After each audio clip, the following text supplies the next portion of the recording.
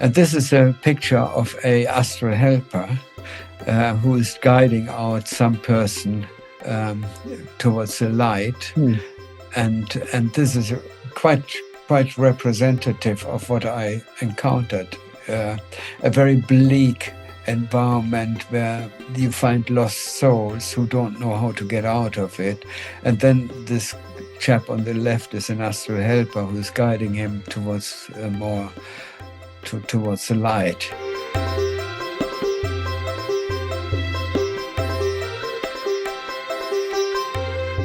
Welcome to Buddha at the Gas Pump. My name is Rick Archer. Buddha at the Gas Pump is an ongoing series of conversations with spiritually awakening people. We've done well over 700 of them now. And if you like this one and you've never listened to any of the others, go to our website, batgap.com, and you'll find them categorized in various ways. You can search for this, that, or the other type of topic. This program is made possible through the support of appreciative listeners and viewers. We don't have any paywalls, and there's no advertising on the audio podcast. And so just a couple of ads on the video, which you can skip. So we rely entirely on the support of appreciative listeners and viewers, and we're registered as a nonprofit if you'd like to help support it. Speaking of the audio podcast, today's presentation is going to contain over 100 slides or video, images. And so you might want to watch this one if you're accustomed to listening to them, or, you could still listen, but the slides are beautiful and interesting. So it's a major part of our discussion. And the reason it contains so many slides is that my guest is Jürgen Siva, right? Siva, yeah. Siva. Good, Siva. Okay, I'm a slow learner. And Jürgen is a very interesting guy. I interviewed him 9 or 10 years ago, and I've known that I was going to do another one of these days. And he wrote a book recently, which I found really amazing. And I thought, okay, now is the time. And we'll be talking about his book during this interview.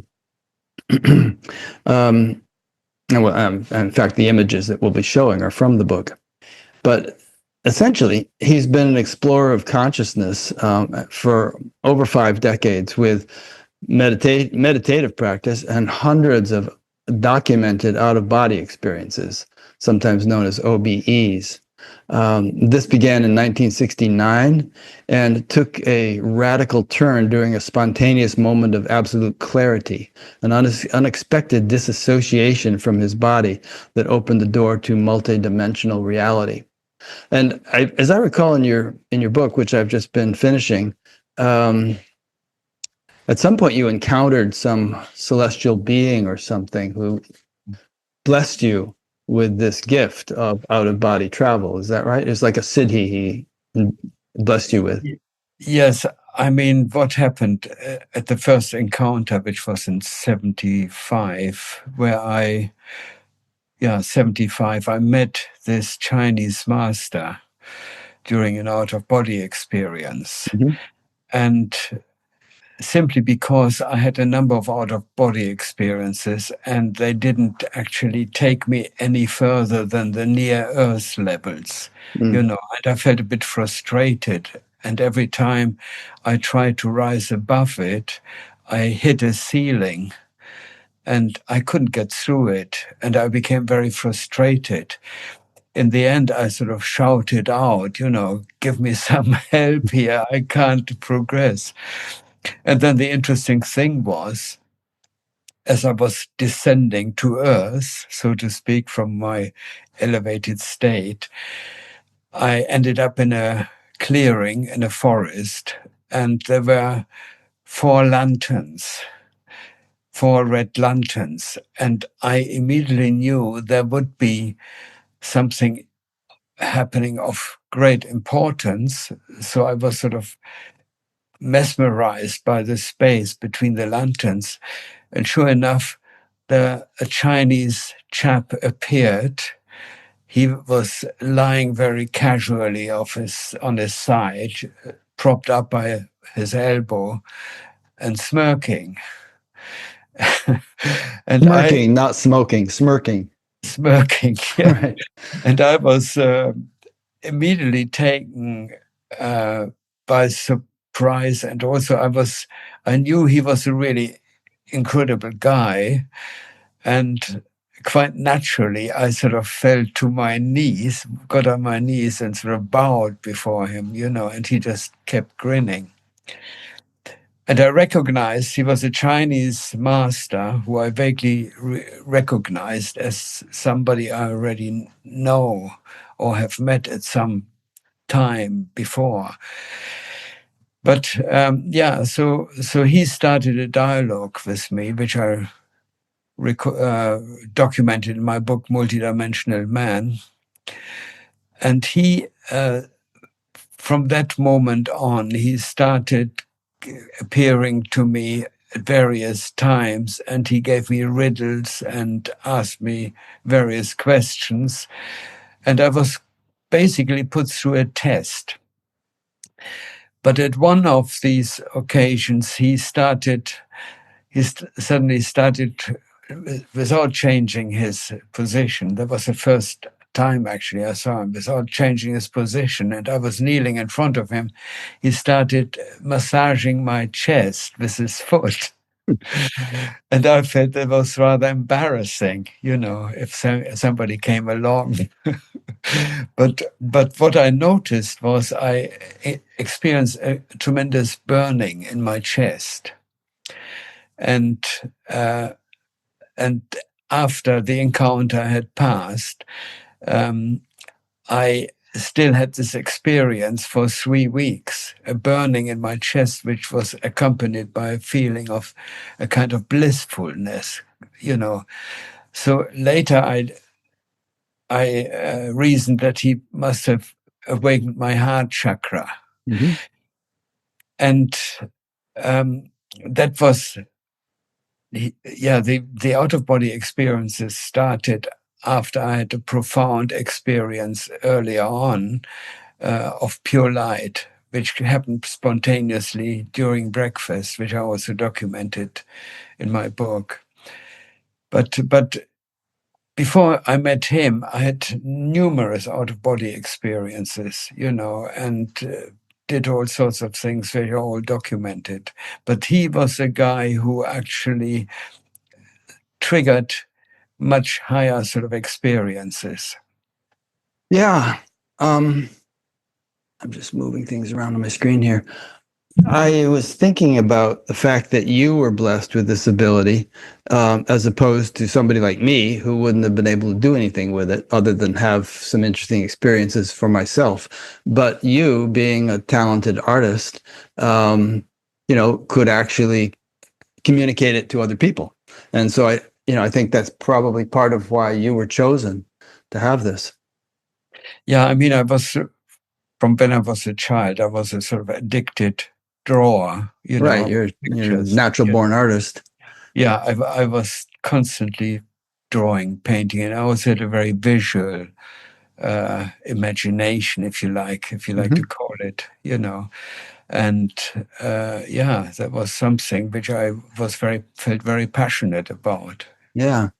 Now, we're going to be showing all these images during this interview, and I'm curious how you created them. I know you used AI. I've never seen anything created with AI that looks this good, but some of the stuff these days is pretty photorealistic.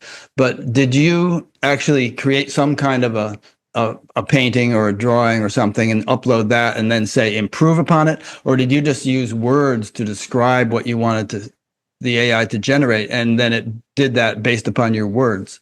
Yeah, I mean, it started, my whole career was guided by the fact that I always wanted to illustrate my experiences, because that was right from when I started using computer graphics.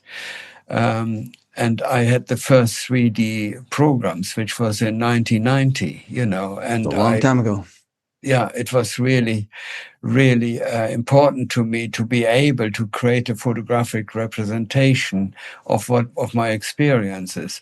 And before that, before the computer graphics became available, I did a lot of watercolors, because watercolors I felt are the best medium to translate some of the subtleties of these experiences. The color, the sublime sort of aspect of it, with just an outline of the sceneries, But then when it became possible to create 3D illustrations on the computer, I just got carried away with it. And my first pictures, I used the first 3D programs which were available at then and did some very crude pictures. Before that, I tried to use airbrush to get a sense of realism to it. I'm going to show a picture as you're describing this. Keep talking. Yeah, and before I came to VR or AI, I created 2 books for myself, which were computer generated. I don't know whether you see it, So these were all years before I started doing this one here, Elysium. So I was already very, very involved in trying to find representations of what came. I did this book before AI was even talked about, because I was very, very determined to actually find a medium to represent it. So I used game engines to create these illustrations. And when AI became available, I started experimenting with it almost as soon as it came out, 22, but at that time it wasn't really very good. Then the first time I really started become serious about it was in 23, early 23, when I thought, okay, this is really good. I can actually read sections of my book and see what the AI can come up with. And so after a while, I did about, I don't know, tens of thousands of pictures at least. And each time it improved and it got closer to what I wanted to represent. And also what happened, I started to train the AI to become good at interpreting my prompts. There are prompts. You have to write a narrative and then see how the narrative is translated into pictures. And so I became better at it, but also the AI started to learn and pick up on what I was all about. So I created 2 models for the AI to represent certain aspects of the astral plane and other aspects of the higher dimensional planes, which are almost impossible to illustrate because there is no physical language, not even to be able to describe it adequately, because we're dealing with sort of experiences, which are inner experiences, which are on an emotional level, which cannot be translated easily into words or into pictures. So there were 2 models I created, but the astral model was fairly easy, like this one here, because the AI borrows images which has been programmed into it, and all you do then is you embellish them, So there were various aspects which sort of become clear when you have an out-of-body experience. There are various levels of the experience, so it was quite easy to express them. Some of them which are very Earth-like, earthbound, and one of the more earthbound levels, they're basically representations of our planet. But on the lower dimensional levels, they are sort of rather gray and don't have a lot of color. there are hardly any cars, if at all, And what became apparent to me was there were loads of people, but very little else. And I soon gathered that what is happening here is people seem to be stuck. And whenever I got onto the astral levels like these here, I found there were masses of people, which in the end inspired me to write the book Vistas of Infinity, because I realized people are just totally ignorant about what happens when they die. And the large majority of people, when they die, they're just, positioned in these rather sort of bland levels, which is a reflection of their imagination, their mind, their enterprise. And there are crowds of people who live there and don't seem to be knowledgeable about what else is available for them. I mean, yeah, of course, everything that we see here on this level on Earth has got an equivalent on the astral plane.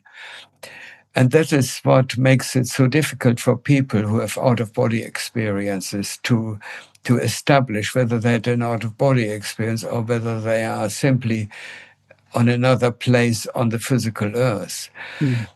And I very soon adopted a technique to test whether I was actually awake walking around in some part of the country, because it's almost impossible to tell the difference. So I started using the floating technique, to lift off Earth.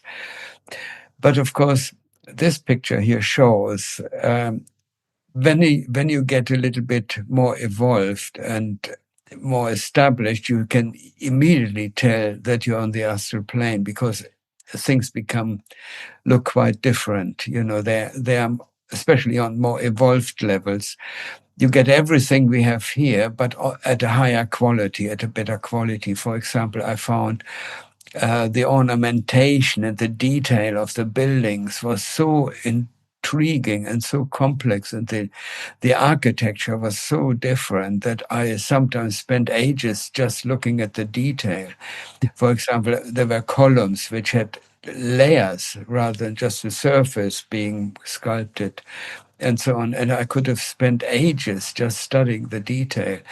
And these pictures, these experiences immediately told me that I was arriving on a higher level, I suppose that just as you had to figure out whether you were on an astral level or an earthly level, a lot of people who have died and gone to one of these astral levels might not even realize that they're on an astral level. They might think they're still on Earth, right? Yeah, absolutely. And that's what I found, that people carry, or even they may realize they have died or have been told they have died, they very quickly adapt to their new reality, almost as if they have woken up from a dream, and they just take it as fact. The interesting thing is, when we arrive on these levels, it almost feels as if life has been a dream, because everything is incredibly real. I mean, it's more real than what we experience here now. And then we quite easily accept the fact, okay, I mean, maybe I've been dreaming, And so, yeah, and then of course the whole thing unfolds for people. They start their new life there, and they get quickly accustomed to the new conditions which are there. For example, whereas on Earth, if you want a cup of tea, you put the kettle on, get the tea bag out, put it in a cup, and so on. You do all this.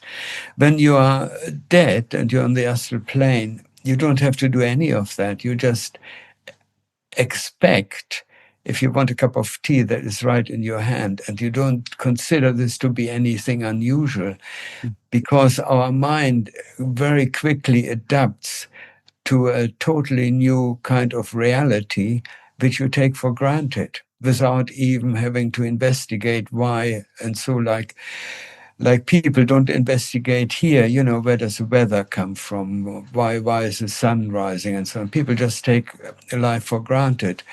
And I found people on the astral plane, they have no problems accepting things which we find, from our perspective, quite out of the ordinary.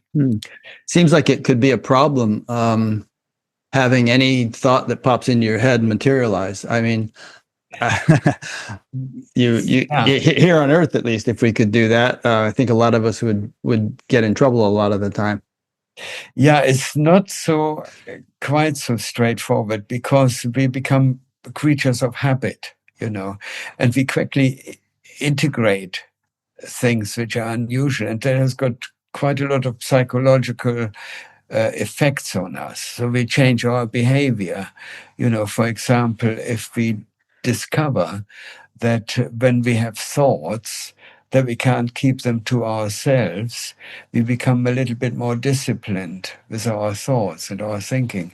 And I noticed it early on my astral travels, when I sort of felt critical about a person, what they looked like, they would look at me angrily, and I noticed, I was found out, So that's the thing which shapes the social interaction of people and the habits, but also they use it to their advantage. People, they've got an enormous scope to express themselves and be happy and inventive. But of course, I mean, take a picture like this here. What, of course, becomes possible, people using their creativity in an incredibly powerful way. So you have architects who come together, and creating incredible cities and towns. And I went into one of these buildings here, and as I walked up the stairs, I noticed they didn't need stairs, really, but they were there. But when I walked up the stairs, they changed color and made a musical note. So there was an extra attribute to the architecture, which you wouldn't think of normally, And did they have to hire construction workers and stonemasons and use cranes and all that stuff, or did the buildings just somehow materialize? No, the thing is, people who are architects and who are builders, they naturally feel drawn to these communities where they are creative, and you just use your power of thought, and the buildings materialize. Yeah, they do designs, but they are sort of they emerge, these designs, and they are refined. I mean, you can create a building like that within minutes of our time, and the way they appear as sort of an outline. But what happens? These buildings, once they're established, people's minds become used to it, and they become solid. So it becomes a more consensus reality. Yes, then they have a consensus reality, and the consensus can be incredibly strong. So you can have buildings which never change. Like once this sort of thing is established, then you may get a group of architects together and say, okay, or artists, and say, oh, it would be good if we could change something like this. So it evolves, it becomes a living thing. But the way it's constructed is quite unusual, because they emerge in a way, but they don't happen necessarily instantly. If it's a big construction like a city, that's where people keep working on. And I did a test with early on, when I published my book, and my daughter became interested in what I was experiencing, to such an extent that she started having out-of-body experiences herself. And I was curious to test the permanence of what I found on the astral plane. So I asked her if she could try to change some of the details, some of the aspects in the consensus environment. and she went to work on a fountain, and she told me she broken off an ornament, but as soon as she sort of dropped it, it was reassembled. Mhm. So the consensus of the reality was stronger than the individual person's will, if you like, you know. Okay. Let me make a comment, and then we will go on to the next section. And my comment is that most spiritual traditions in the world talk about this kind of thing and take it seriously. And you know, they differ from one to the other, but they all emphasize that there are other dimensions to life than the ones we commonly experience here on Earth. And even like if some of you are studying Advaita Vedanta, for instance, you might say, "Oh, all this is just a Maya. It's a mirage. It's a fantasy. It doesn't have any ultimate reality." But Vedanta itself talks about the different lokas that exist. If you study Vedantasara, you read about that. And it doesn't consider them to be the ultimate goal, and we can talk about that later. And it advises, you know, getting enlightened and not just, you know, cycling through these subtler dimensions and coming back to Earth. Although that's considered to be legitimate if that's your thing. But they all take it seriously. And presumably there have been people in these different cultures throughout the world who have had experiences like you have had, Jürgen, which gave rise to these aspects of the spiritual traditions. Yeah, any thoughts about that before we go on to the next section? Yeah, I mean, I never really thought, I mean, when I started off with meditation, I never even considered in my wildest dream that any of this out-of-body experiences or any psychic experience were real or could be real. You know, I thought they were just sort of made-up fantasies, you know, and I never really paid any attention. It was only when I had the experience that I woke up to these things. But I mean, my first impulse was to meditate in order to do or experience what Vedanta was really all about, the arriving at a cosmic consciousness state where you experience the origin of your very being, you know. Mm-hmm. And I later found out that what I experienced and what I put down in my diaries were actually a teaching. It taught me about how to perceive reality, you know, that everything we experience in this life or any other dimension of life is underpinned by a unity consciousness, you know, which we cannot get away from.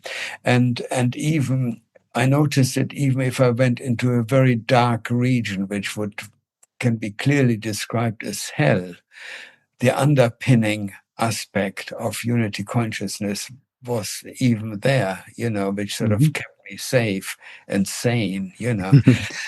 So yeah, so I mean that thing never goes away, and you cannot. And I felt I cannot separate the two, you know, because when I'm here now, I'm in a kind of unity consciousness which just doesn't go away.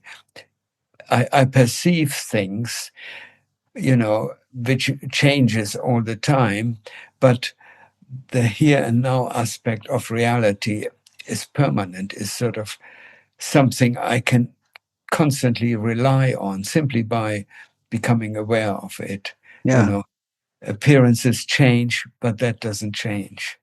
Yep. The ocean has its waves, but it remains the ocean. Yeah. And the waves are actually made of the same stuff. All right, I'm going to start sharing again, and I'll be flipping through about 13 slides here, and you know, feel free to comment, and I'll just flip along. But if you want me to pause on any particular image, let me know. these slides refer to a level of reality which is very close to Earth, but is sort of rather dull and gray. There's an area where people who astral travel come into first. They're not a high level, they're just what we experience here, but because consciousness is not enlightened enough or penetrated by positive energy, we are our normal, dull, everyday people. But what interesting things happen here, it's more like a dream. When we have dreams where we experience things like, I'm taking the example here of a tram. I went through it on a tram which was about twice the width of a normal tram.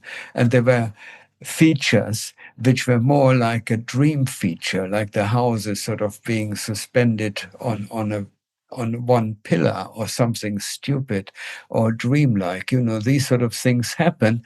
I don't know why they happen, but it's more almost like a dream element which is created by people who are still alive, who fashion environments which come very much out of the subconscious aspect, which are materialized on the lower astral plane. So there is a mixture of what we experience in our daily life and we take into our dream world, and also people living there. There's a mixture of these two realities. And I came across some really fantastic creations, like buildings which are literally picked out of a dream, or transport. I came across a guy who had a homemade Mercedes he was driving. The only thing recognizable which was associated to a Mercedes was a star, but the rest was totally homemade and totally out of sync of what a real car would look like. Cars were a little bit of a rarity here, and people, because you don't actually need cars to travel, but you also cannot fly, because in order to fly here, people always say if you're on the astral plane, you can just fly. You can consider yourself to be at a different place, and you can shift your awareness so you can transport yourself to a different place, but you are earthbound. In order to be able to fly, you have to adopt more elevated emotions, more lighter emotions. And I asked people when I was there, why does nobody fly? And they said, oh, well, it's too much effort, and what they mean, they have to elevate their feelings. But the vast majority of people, they just sort of plod along. They are habituated to walking and to a rather dull everyday activity, so that it never really occurs to them to elevate themselves to a higher state of consciousness. What do you think about the fact that there are records throughout human history of people on Earth levitating or flying? And, St. Joseph of Cupertino and St. Teresa of Avila and all kinds of Indian yogis and people from different traditions. But no contemporary examples can be found. Yeah. How does this relate to the astral? Are they, or whatever? What would you say?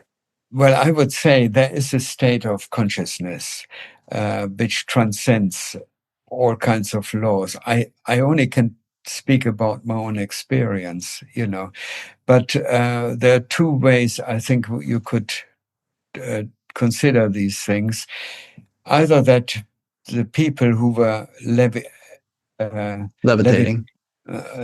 they may have just simply spoken about the weightlessness they experience in their out-of-body experiences, and they try to put it across in a way that they can actually levitate here. I don't know. I've never seen anyone levitating, but I think it would be very difficult to achieve on the physical. Although many people did witness people like St. Joseph of Cupertino and so on levitating. Yeah, I can imagine, for example, if you are on a which I have experienced. I've been on a very elevated higher level where I turned literally into light, or a very, very light body. And when I came down to a lower astral level, I was just floating around. And when I went down, people were sort of pointing at me. And as I was sailing through the air, and I noticed, I wondered what they were pointing at. And when I got closer, I noticed wherever I passed by, everything was illuminated. My surrounding was illuminated. And I realized that the light came from my higher body, so it was like a luminous sphere. And it was an experience which the people on that astral level saw as a bit of a anomality, or like an event which was noteworthy, But I imagine that at that point, at least to the lower astral level I was on, I gave the appearance of being some sort of luminous being, And I think if you are powerful enough, you may be able to bring this luminosity down into the physical level. Yeah. And assimilate physical matter around it, or at least make it look like physical matter. I can imagine that it's possible, but I haven't experienced Yeah. it. Okay, we have one more section here that we're going to go through. This is called the gray zone, but I think I'll go through this fairly quickly because we've already talked about a lot of gray zone stuff. Unless there's something more you want to are we getting into lower astral now by talking about the gray zone? Yes, a gray zone is a very low level where there is hardly any positive energy. People are very dull, they're very negative, they're totally preoccupied with their own concerns. And the negativity expresses itself in monstrous thought forms, like suddenly you see a massive stone building, and the people you see, like on this one, they don't look as attractive. They look rather worn out and rather decrepit in a way, because they have no positive energy, or very little positive energy, and their life is quite dull. I also notice if the food is very dull, the food doesn't taste as good as on a higher astral level. Wine, if you think there's wine, it would taste like water, And then people huddle around anything that gives some sort of light. They create out of their feelings or their wishes to warm themselves or to get out of their situation. They create some light, and that usually materializes in a kind of bonfire. And I described in one of the experience in my book how these sort of things happen and how they come about. But generally, the buildings are pretty bleak and dull. You don't find much sort of signs of life. Even trees are without leaves, and people wander around like lost souls. They are in a kind of state of depression, really, and that is something they try to get away from. The towns, even if it's sort of getting slightly better, it's still dull. It's like a grey November day, And some of the buildings, they are simply thought forms which were created by people's despondency. They were sort of then signposts of the level they were on. So these levels, unfortunately, they're quite common for people who are, sometimes even people who are astral travelers. They find themselves on these levels and they can't go any much further. And a friend of mine, he has written a book, and he actually made it his job to rescue these people on these levels. And the way he does it is he finds some susceptible soul, and then he talks to them, he approaches them, and then he gets an idea or a feeling of what they are about. And then he looks out for any kind of light, and it can just be a candle. And then he focuses on the light, and he guides the person to the light. And as he does so, as they get closer, the light becomes brighter. And there's a really interesting phenomena, because when the person gets closer to the light, there, with the help of the astral helper, my friend, that his heart rate sort of increases. He becomes more joyful or more susceptible to higher vibrations, and then the light also becomes brighter, and then at this point, when they reach the light, they usually find some astral entity from a higher state who is taking the person on and is taking them to a higher dimension. I interviewed a guy a few years ago named Father Nathan Castle. He's a Catholic priest, and he stumbled upon this ability himself, quite well, so-called accidentally, of helping stuck souls cross over, which is what he calls it. And he's kind of made it his career these days to help these people who are stuck maybe for a long time in very dark places, like we're showing here. And he somehow gets to where they are and helps them. And then inevitably someone comes to meet them when the person is ready to go. Someone from a higher level comes, like a emissary or a intermediary, and they take the person up out of the dark place to a better place. Yeah, a few friends of mine who are astral travelers, who I've spoken to, they find that it's a sort of quite a common job they do. Yeah.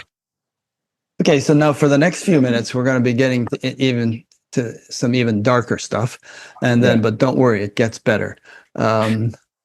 So here we go. So this section would be called sublevels, and I'll flip through the slides while you elaborate.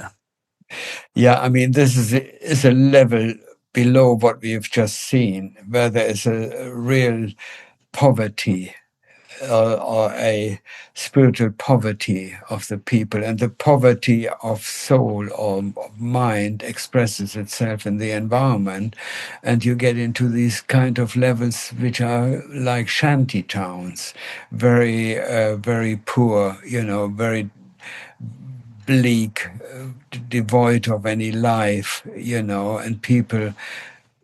There are people who linger around, who interact, but they are not very happy souls there.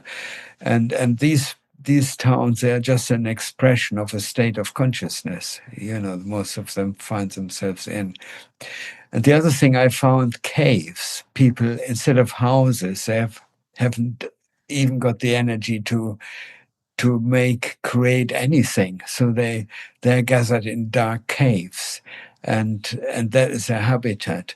Some people I found, they live in holes in the ground, and they're very sad-looking individuals. And I've tried to, these are some of the people, what they look like on these levels. They look rather sinister and dark, and very often they are very negative, very often quite aggressive and resentful, and they're sort of, their communities are made up of these people, of negative people here, and that becomes their world, and they carry on with their corrupted emotions, like they gang together, they gang up against each other, and they greet people with hostility. I mean, I always preferred it to remain invisible when I got into these regions here. Did you have a choice to remain invisible or not? Yes, I learned that I could become invisible. And the thing was, I also was still connected to my unity consciousness. So there was no chance of that I could be harmed or that I could be in any way compromised by these sinister characters, Even if I became visible, they would probably not have any chance to do me any harm, So Yeah, I mean, it was really quite sad. You couldn't really do much with these people because they didn't have an inclination to come out of their state. You know, they didn't know how to, and they were so trapped in their negativity and their resentfulness and their darkness that they felt that is their reality and they will be here forever. You know, the more lucky ones, they managed to cobble together a some sort of habitat which wasn't even big enough to stretch out in, you know, but everything was poor, and they would even fight about, you know, for rubbish they gathered, and there was really no value in any of the things they had. You know, it was really quite depressing. Okay. Darker still. Now we're going to go into the evil zone. Yes, this is a picture of one of the most traumatic experience I had of the really dark levels. And this was actually a torture chamber I came across. And when I got into it, I could experience all the things that happened in there. And it was so traumatic because you have to remember you're fully aware. You know, it's not a dream. You're in full waking consciousness.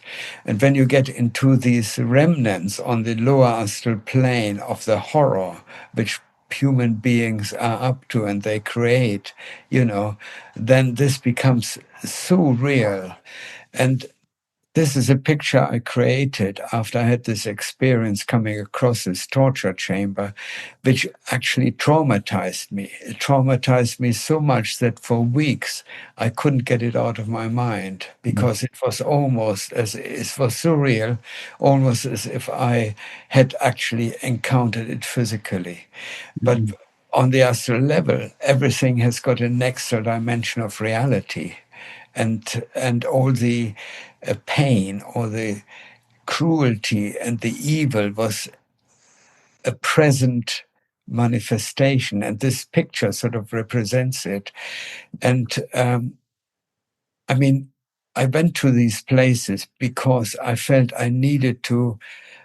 This one I stumbled across by accident after I went through these dark regions, you know, on my mission to discover what human nature is capable of and what the results of their corruptions are, you know. So I went right from the beginning. I was attracted to these places. Sometimes I came across caves, you know. And then, of course, you have these scenes where people are, you know, living out their karma. And this is a really interesting experience because people who have been so corrupted that they created a lot of evil. I mean, we only have to think about places like Auschwitz or you know, like at the moment in Gaza. Gaza. Yeah, you know, the things people create, they are so they have got such incredible repercussions that they cannot escape the consequences. And this is what happens because we're not dealing with people being punished. You know, we're dealing with energies they release.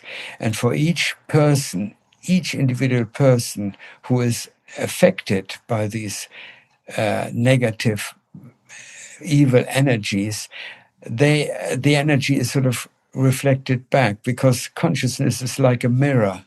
Nothing gets lost. Everything is sort of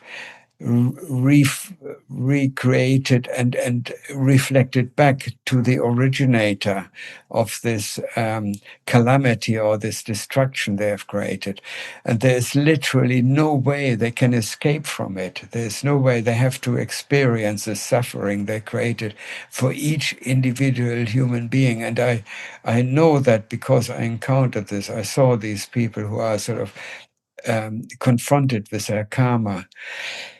In my book, Vistas of Infinity, I described two terrorist attacks. One was a suicide bomber who was trapped in a pile of of human bodies and severed limbs, which were thought forms, and he tried to escape. And the problem was every time he felt he had done a good thing, but when he tried to pray to Allah or God, all he received was the reality of what he created, and he found himself in an inescapable thing which he couldn't reverse, which he couldn't undo. You know, He didn't get the 72 virgins, huh?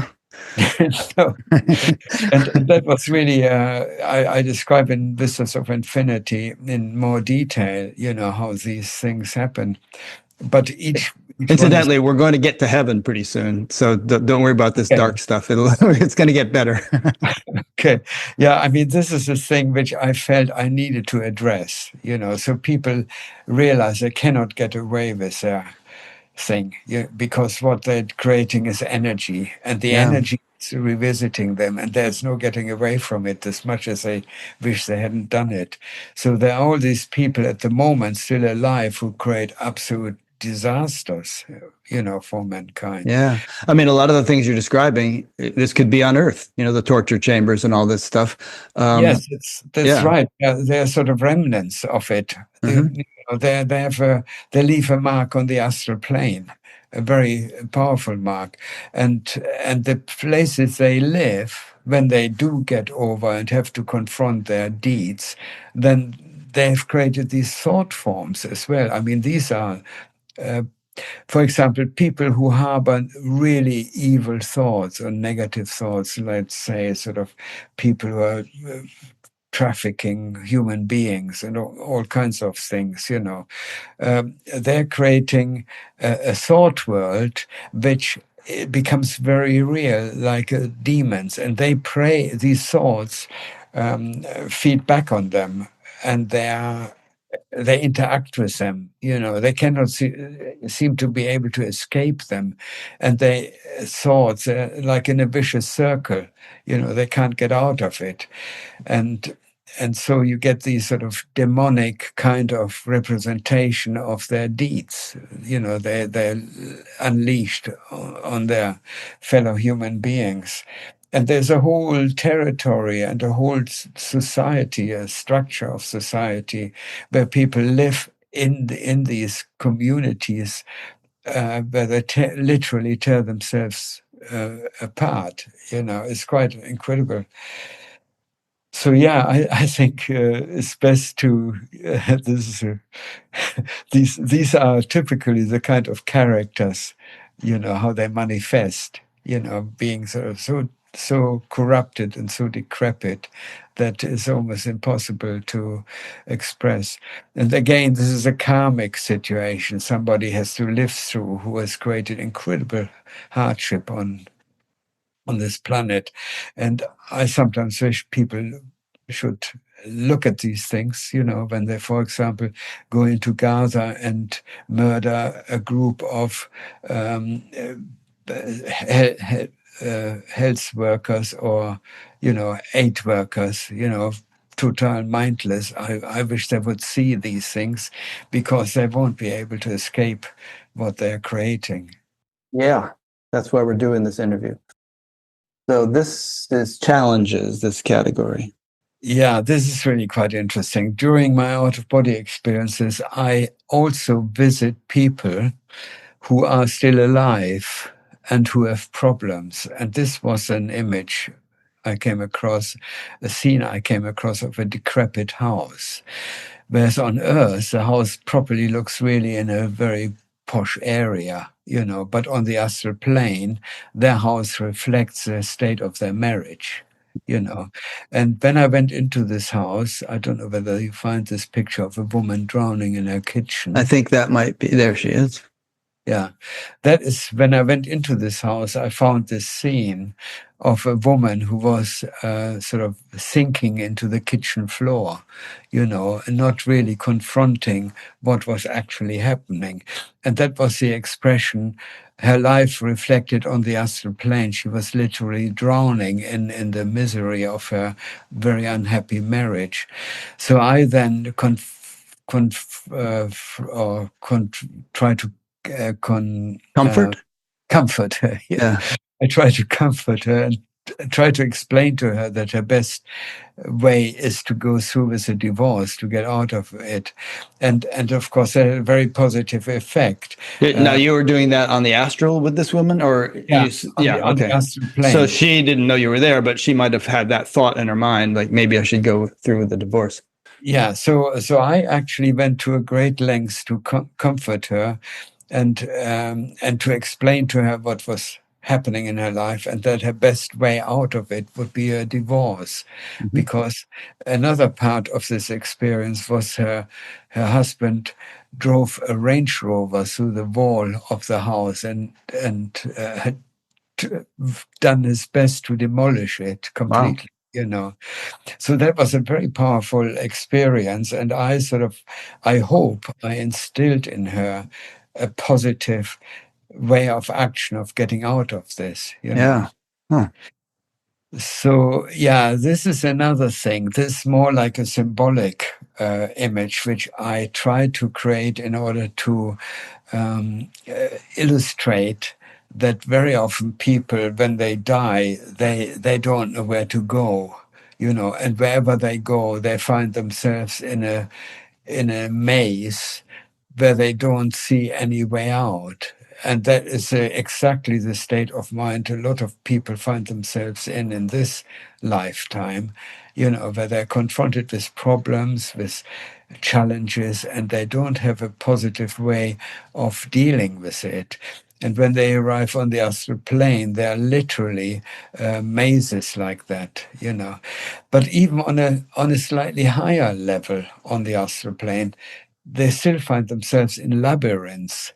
And okay, there's a lot of entertainment and lots of distractions and comfort with other people, but they're still finding themselves in a maze of their own creation where they don't have see any goal. Kind of like Earth again. Yeah, it's just like us. And, there are balloons. In this picture, I created these balloons, which are sort of hopes, people try to pin themselves onto, but they're literally made out of air. And they're still grappling around with an Earth-like experience. And when they arrive on the astral plane, they may simply, this is meant to be a more metaphor, but they may find themselves again in the same situation, which is represented slightly different, where they're looking for entertainment, looking for distraction, looking for a way out, but never really find it. And this is a picture of a astral helper who is guiding out some person towards the light, and this is quite representative of what I encountered. A very bleak environment where you find lost souls who don't know how to get out of it, and then this chap on the left is an astral helper who's guiding him towards towards the light. Nice. Yeah. Now, this is another thing which I encountered. A person who was so ravished by self-hatred, or resentment, self-hate, that he literally was eaten up by maggots, which, ravished his body. And he couldn't get out of this state of mind until he was totally eaten up, and then he reassembled himself, and eventually there came a breakthrough where he sort of got hold of himself. Some healths are very temporary healths, they're like here. When we're here, we are going through a bad time, but on the astral plane, they're sort of much more realistic. They're much more tangible. The states of mind we go through on the astral plane, they express themselves quite literally.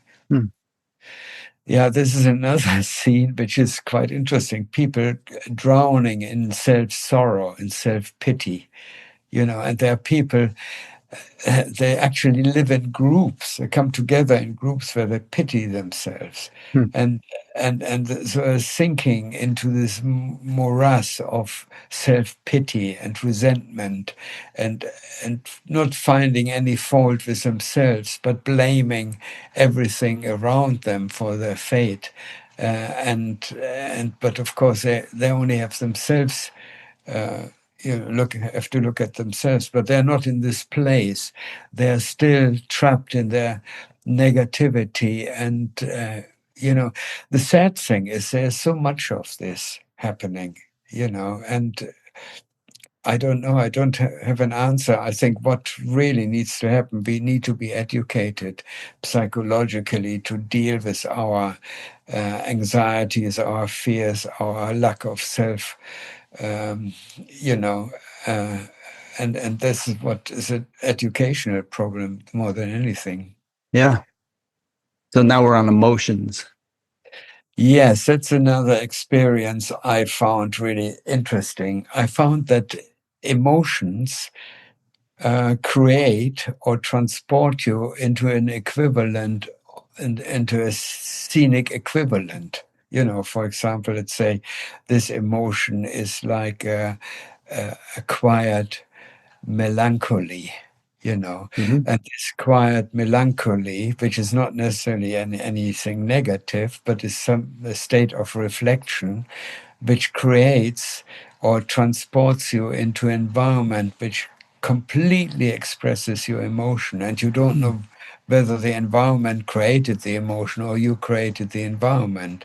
But what becomes apparent on the astral plane, you find emotions which you cannot have on the physical level. The physical body is not designed to have emotions which you can have on the astral plane, and that is really interesting because there is a much greater spectrum of emotional life you can have on the astral plane, which can be very pleasant and very beautiful as well, and very interesting.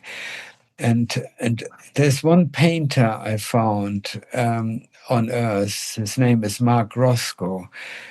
I don't know whether you know him. He's created these big paintings, color fields, and there's a room dedicated to Roscoe in the Tate Modern in London, and it's like a chapel. And when you go into this room, you're confronted, it evokes emotions which are simply emotions which are only available on the astral plane.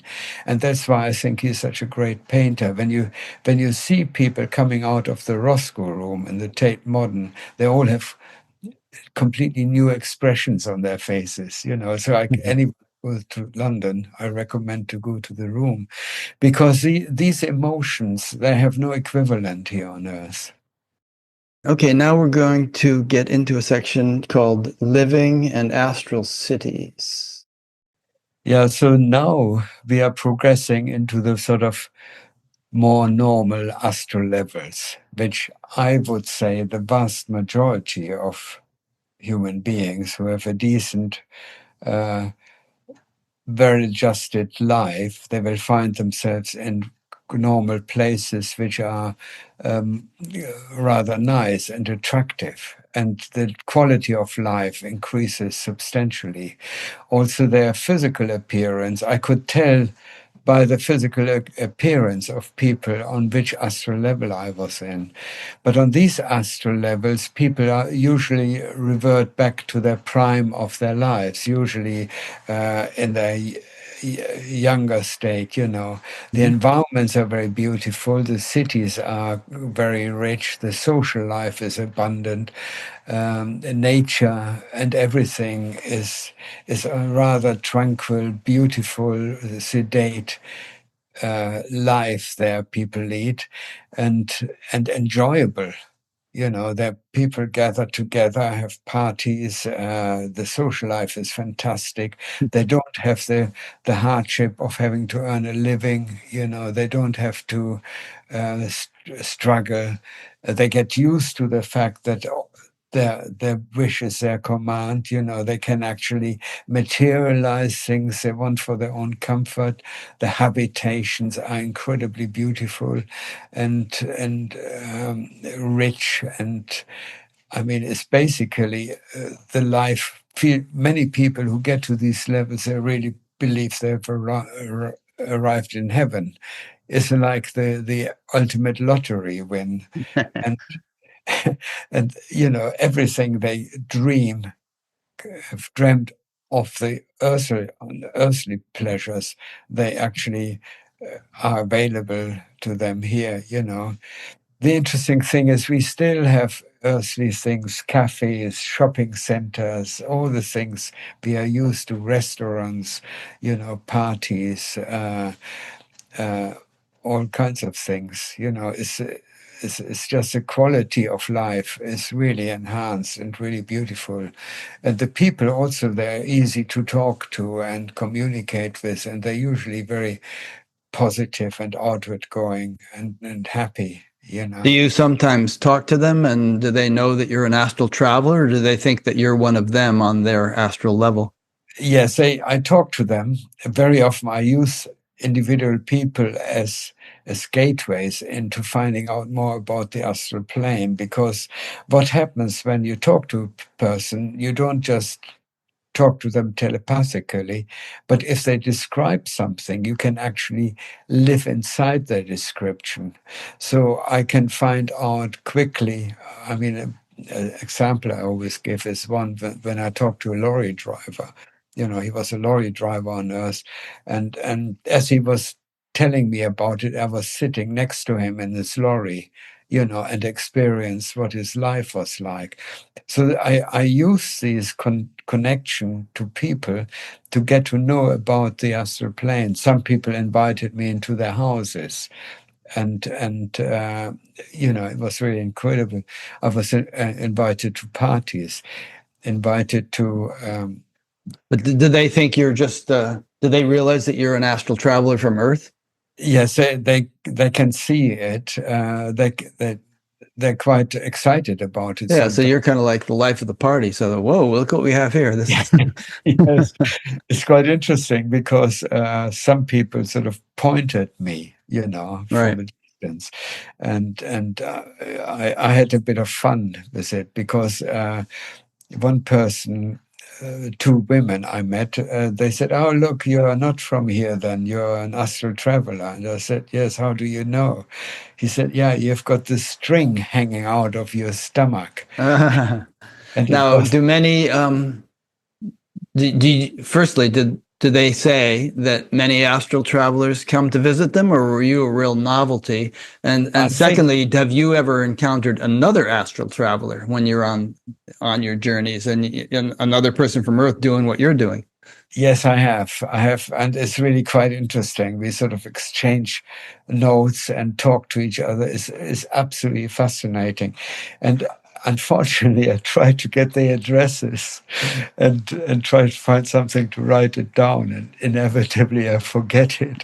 But I noticed people in the astral travel community, they have actually made contact with fellow astral travelers on this level, Yeah, so we're just getting into areas of astral towns, which I have visited, which are completely out of the ordinary, completely new designs and beautifully laid out and thought of. And it's a real pleasure to visit these places and walk around. And when you meet people here, they are of a completely different caliber, creative, animated, This is, for example, a village, and villages are beautiful, when they're there, because the people who feel drawn to these places, they not only want this quietness, the peace, the stillness, but they also want the nature. And what happens is that nature responds to them in a very, very beautiful way. So it is almost as if nature welcomes them, and it sort of encroaches on them, and it makes it more beautiful for them to live there.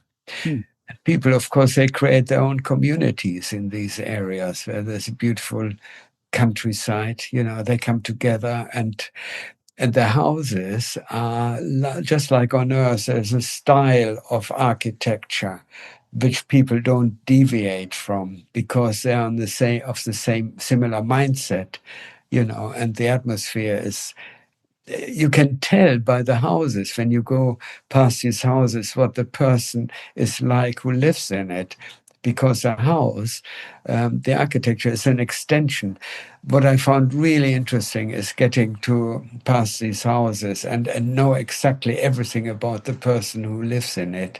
It's like an extension of their aura. And it's quite beautiful. Some houses actually have an aura. They have got a shimmering glow around them. It's quite fascinating. A little bit like Earth in a way. You can tell a lot about people by the houses, but not quite to the same extent, obviously. Okay, now we're going to get into some entertainment. That's the topic of our next section. Yeah, this is a big thing. Festivities. People really let loose. They have got the most amazing parties. And I have been party to some of these entertainment things. Something I found almost impossible to depict. For example, there was a woman who created a massive choreography of dancers, but they were not just sort of a group of, I try to depict it here, they were not just a group of sort of a dozen or 24 dancers, there were sort of hundreds. And the way she choreographed them was with a thought. They created a thought connection with the dancers, and they responded in unison, as if she was creating a painting out of a living painting out of human beings. And of course, there was a joy element in it which carried the choreography, and the joy of the people participating.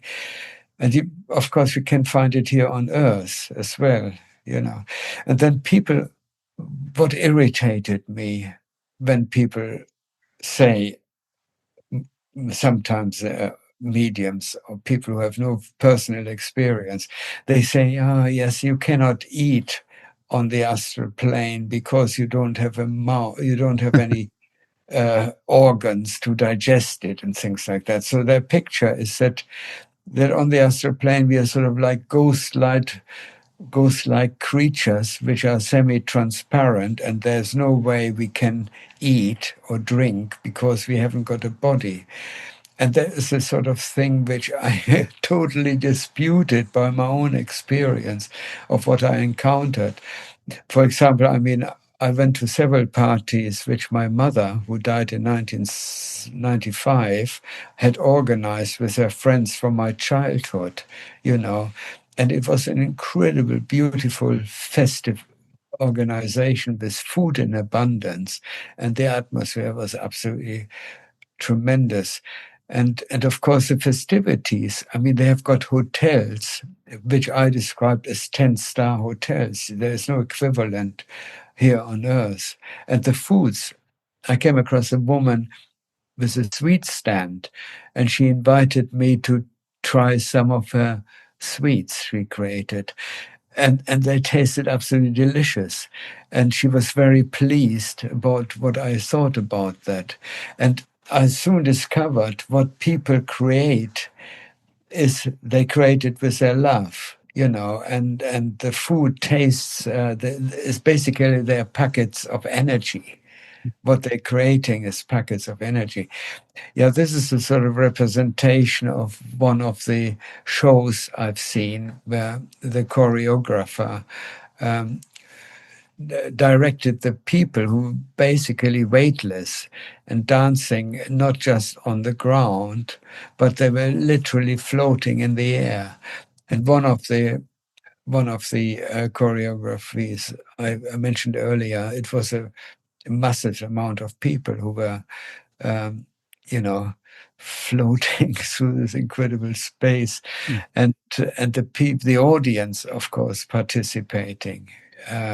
and enjoying the incredible entertainment value of what they've witnessed. One thought that comes to mind that I just want to throw in here is that, and you know this, and you've probably said it, but we can discuss it a little. But that the more subtle levels are more a field of all possibilities, and the more gross levels are more fixed and calcified and set and not malleable. And that's true. That's understood even in physics, you know, that, you know, at a quantum level, all kinds of things are possible. And then the more the symmetries break and you get into the more concrete levels, the more rigid things are.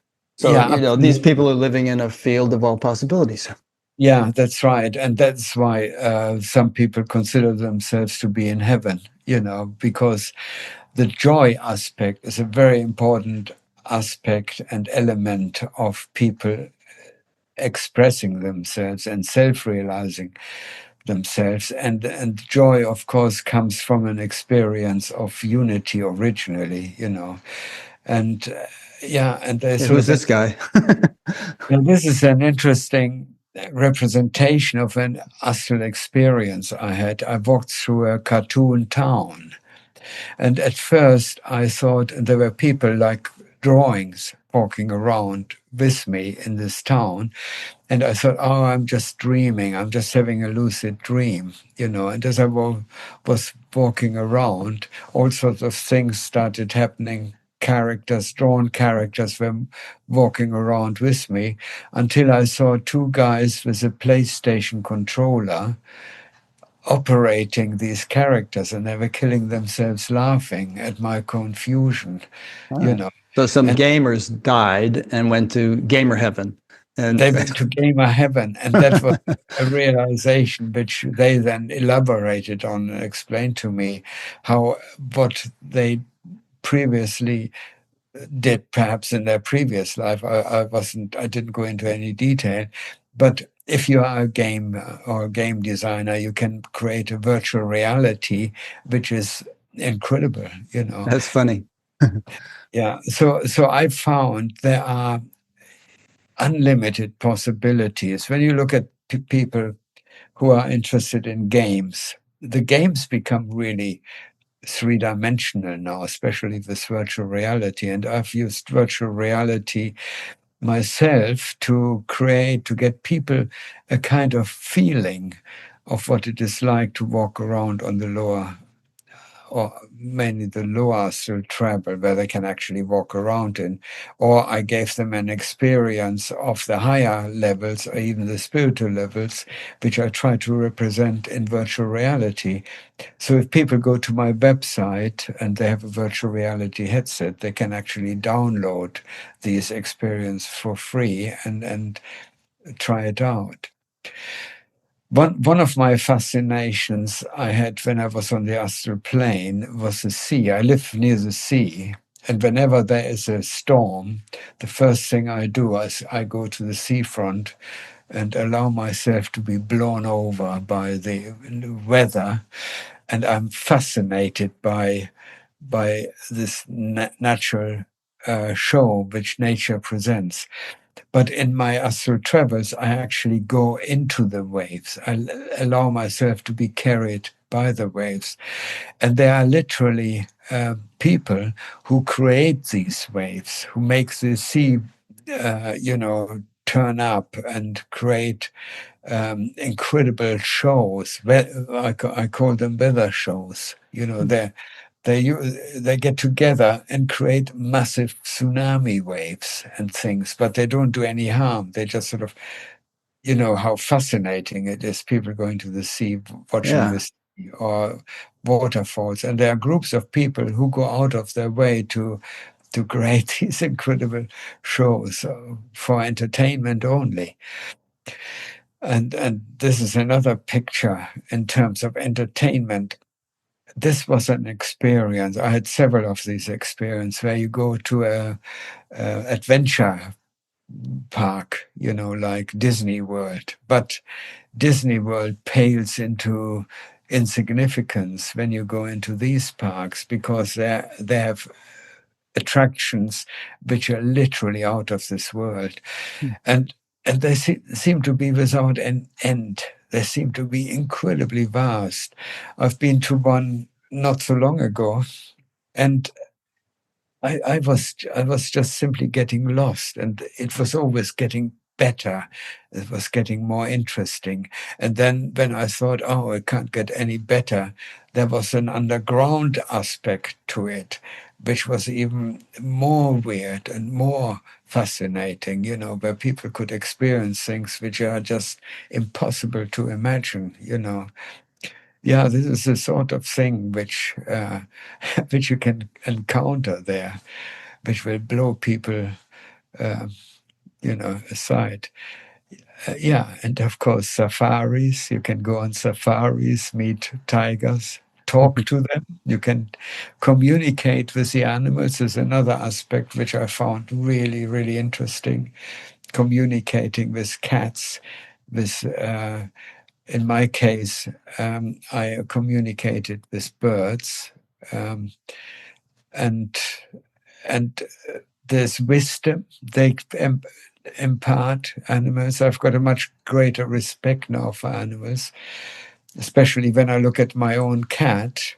I know there is an incredible intelligence which only has got a limited vocabulary, but I can feel it, I can tune into it.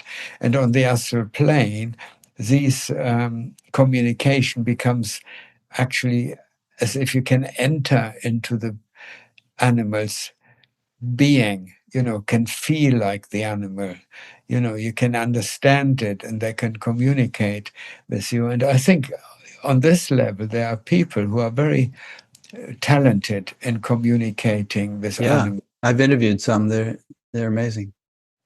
Yes, I mean, we come to a point here where it's almost impossible to describe or depict things which we can encounter here. You know, when people say there's describes the roads are paved with silver or something like that, and marble, which, you know, is so white that you cannot find it anywhere on earth. I mean, these are sort of a kind of experience.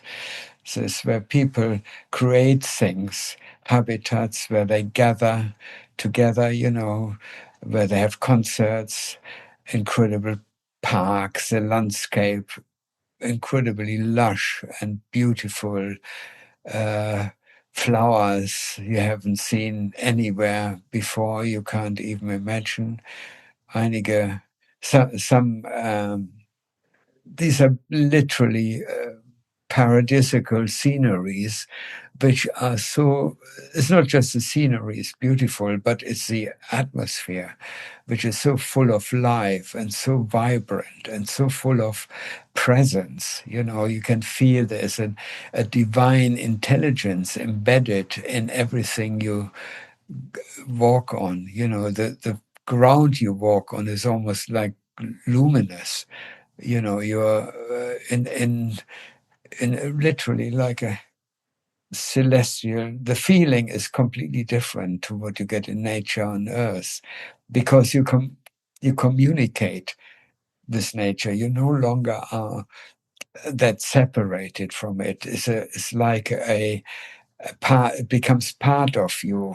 You know, you connect with it on a very intimate level to nature, and you see things which have got completely different feelings, which you are not used to. Kind of beauty, which is on a different order, you know, which you would normally not even imagine. You know, the people living here, I mean, basically, they created a little paradise for themselves. Yeah, there's not much really you can say. And of course, I don't know where this comes from, but I think this is the sort of thing. Are we in the meditation? We're in the higher astral. This one was in that collection. Maybe it wasn't supposed to be. Yes. Oh, yeah. This is basically what happens is thoughts become things. You know, thoughts become animated instead of just experiencing consensus reality. You can actually project your thoughts into the landscape, and they become living environments. You know, here, for example, somebody would have projected a thought of a beautiful, let's say, a religious thought, with deep devotional thought, thinking perhaps of a religious experience or something, and that would project itself out and manifest in this landscape like a thought church or thought cathedral.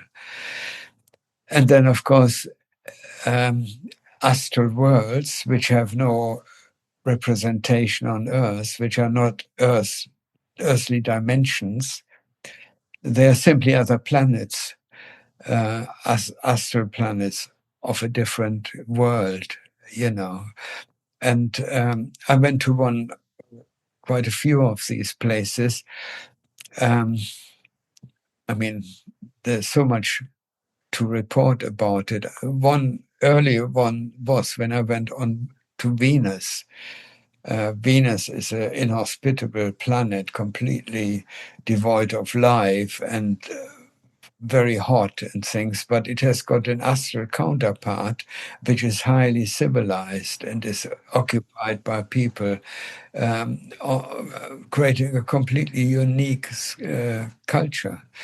And you know, and I identified it as the astral equivalent of Venus. Okay, now we're going to the metamorphosis section.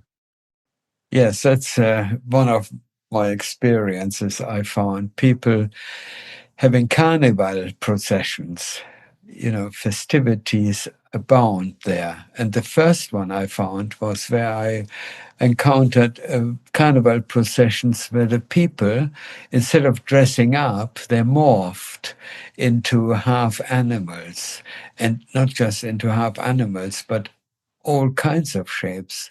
Some people were just abstract sculptures, which were walking or floating along, and there were people which had transformed or morphed into some manifestations of their thoughts. I mean, this one is particularly interesting. You can see it's not a mask. This person has actually adopted a half animal shape. You know, you wouldn't be able to create it. Maybe modern Hollywood would, but you wouldn't create a mask like that, which was simply a half human, half animal entity, you know. And yeah, I mean, these are all pictures which I've taken from my own experience. I tried to represent them as closely as I could, and also they what was interesting, they radiated something of the people's sort of character, you know, of what they were all about. They were sort of literal representations of their inner subconscious aspects, which was absolutely fascinating. And that was all sort of manifested, their dreams, their, you know, the fears, everything. And it was expressed just like we do it on Earth when we have these big Rio Carnival processions where people dress up in all kinds of costumes. But here they're not costumes. They are morphing, people morphing into things. And I had encounters with people for fun. There was a woman who circled above me as a dragon. She was a dragon, and I recognized her. And a very colorful dragon, she circled above me, and then she landed in front of me, and then she morphed back into a very beautiful woman. Funnily enough, her costume she was wearing were the same colors as the dragon she was in just before. And then she took me on a walk through the town, and I documented part of it in one of my books. And it was fascinating experience seeing people doing things. Pretty cool. Okay, here's the next one. Now this section is nature. Yes, of course, nature nature is something completely different. First of all, plants are different, can be different.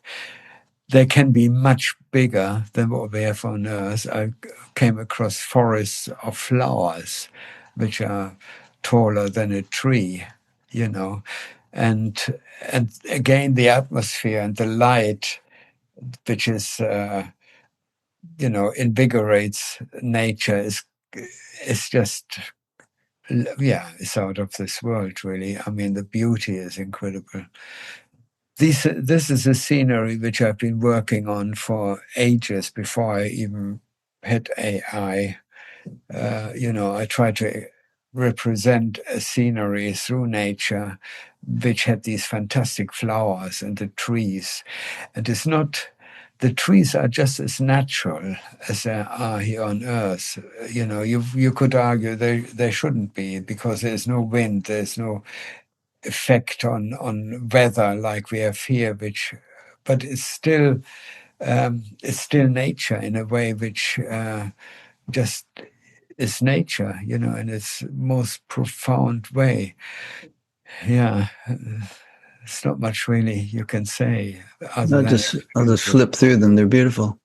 Mm. So there's no wind, how about rain, snow, things like that? Well, no wind. Weather is, for example, if it snows, which I have experienced, it's almost like little blessings falling down from heaven. And if the snow touches your skin, you feel sort of invigorated. It's quite different. There's a different aspect to it. So if you go back to the previous slide. Oh, sorry. Let me go back to that. They have ski areas in these astral realms? Yes, there's nothing they have. How about pickleball? They have pickleball? You may not know about pickleball. No, I don't know. It's a game. Yeah, I mean, I've came across where people played games. One scenery was where I was hit by a ball. Mm-hmm. Is this the one you wanted me to go back to? No. Yeah, this is the one. For example, I came across flowers which were crystals, basically made out of light and crystals. I mean, they were like fractals. Fractals manifested into flowers, glowing, and light rising up their stems and things like that. That really fascinated me, seeing nature actually being vividly alive and animated by light, and the energy of consciousness, of pure consciousness. Okay, now we have a section called Evolved Humans. Yes, this is interesting. The first time I came across people on a more spiritual level, higher evolved level, the first thing you notice, they're incredibly attractive and radiating light. And it's not just light they're radiating kindness and love, and this makes them incredibly attractive. The first time I came across a creature like this, I can't find any other word. I went into a house, which was an incredibly beautiful house. I couldn't resist not going into it, and going up the stairs, the carpets, blue carpets, incredibly beautiful wallpaper, a rich pattern. And then I came across an open door, and there was a incredibly beautiful woman sitting in front of a mirror, combing her hair. And I immediately jolted, because I thought I sort of intruded in a private space of this person. And she sort of turned around and said, no, you're okay, and she smiled at me. And as she was doing so, she gave me an incredible laugh she sent towards me. But it was not, it was a laugh which came from a completely beautiful place, a kind of laugh which people should really take for granted when they communicate on this level. As a kind of closeness to it. Speaking of love, people might be wondering about relationships on these higher levels. The proverb, marriage is made in heaven. Right.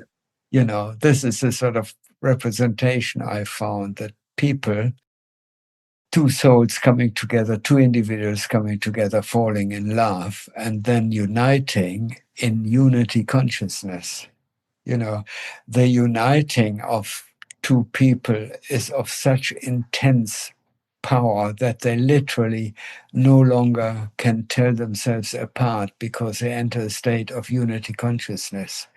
And this is where true love happens, love which you can only experience in a state of ecstasy and unity consciousness. And of course, these people who come together like that, they literally are in heaven then, But so love on this level has got the highest expression and the highest realization human beings are capable of. And when this happens here, very often, if there's real intense connection, people's astral body will literally be catapulted into these higher levels of consciousness and properly experience true unity consciousness, And it's really something which, I just wanted to show that the beauty, I noticed when I came to these levels, what an incredible, beautiful species humans are, and the potential, and the way we are designed. We are really a divine species, and that came, my experience was when I communicated with these people, they were like angels. They had this beauty, this goodness, this incredible compassion and radiance of love, which just rendered them into kind of angels, And I think when people talk about angels, is what they properly talk about, evolved human beings who've transcended the ego state of their humanness and spiritualized their consciousness and have become complete, and getting close to the to their godliness, And I found this, it doesn't matter what species we are talking about, it's just human at their most evolved state. Now there's a section on past lives here.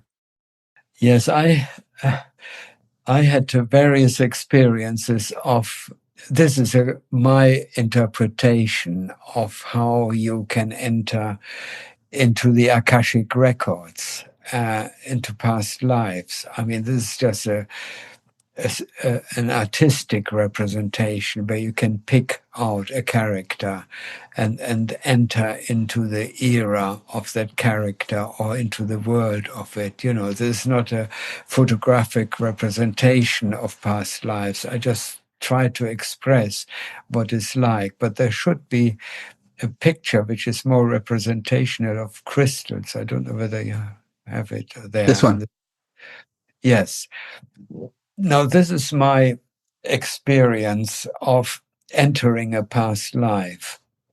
And it started off that I saw a cloud in the sky, a silver cloud, but it was sparkling. And as I rose into the cloud, I realized the cloud was made out of crystals, tiny crystals like snowflakes or like raindrops, And then when I got closer, I noticed that each droplet or crystal had an image. And as I got closer still, I noticed that the image was animated.